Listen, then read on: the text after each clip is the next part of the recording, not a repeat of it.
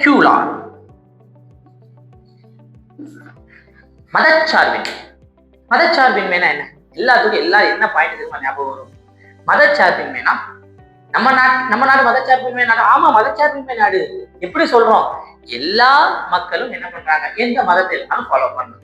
நம்ம நாட்டை பொறுத்த வரைக்கும் என்ன இருக்கு? இந்துவிசம் இருக்காங்க, முஸ்லீம் இருக்காங்க, கிறிஸ்டின்ஸ் இருக்காங்க, புத்திஸ்ட் இருக்காங்க, ஜெயினிசம் இருக்காங்க. பட் அதை வச்சு நம்ம செக்யூலர் அப்படின்னு சொல்லலாமான்னு கேட்டேன் அப்படின்னா, கண்டிப்பா மக்கள் ஒரு மதத்தை ஃபாலோ பண்றாங்க, அதை வச்சு நம்மளால என்ன சொல்ல முடியாது அப்படின்னா இந்தியா செக்யூலர் கண்ட்ரி அப்படின்னு சொல்ல மாட்டாங்க. ஸோ அப்போ எந்த மீனிங்ல தான் இந்த செக்யூலர் இந்த பிரியாம்பிள்ல வச்சிருக்காங்க அப்படிங்கிறத நம்ம பார்க்கணும். ஃபர்ஸ்ட் என்னதுன்னா ஸ்டேட், அதாவது கவர்மெண்ட். இந்திய அரசாங்கம் இருக்கா இல்லையா? யார் இந்திய அரசாங்கத்தினுடைய தலைவர்? பாரத பிரதமர். அந்த பாரத பிரதமர் ஆக்குபை பண்ணக்கூடிய இந்திய அரசாங்கம் எந்த மதத்தையும் சார்ந்தது கிடையாது.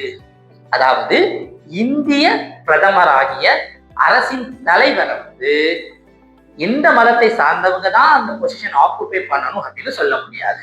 அவர் ஹிந்துவா இருக்கலாம், கிறிஸ்டினா இருக்கலாம், இஸ்லாமா இருக்கலாம், எந்த ஒரு மதத்தை சார்ந்தவராகவும் இருக்கலாம்.